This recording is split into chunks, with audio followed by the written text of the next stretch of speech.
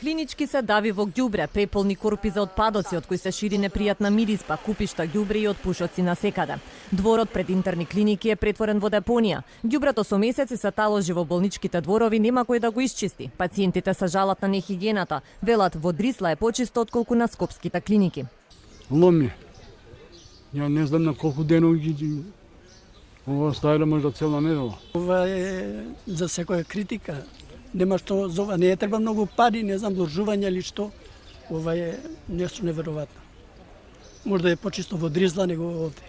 Една мизерија, една срамотило се за една клиника што е овде. Изненадена сум од току што е нечисто.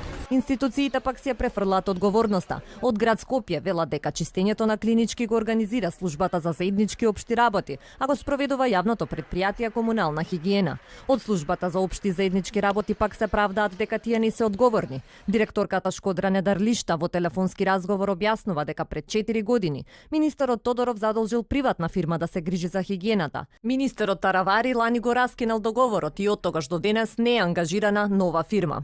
Директорката вели дека таа побарала надлежноста да се врати кај службата за заеднички општи работи. Испратила и барања за вработување на хигиеничари, но одговор од министерството се уште не добила.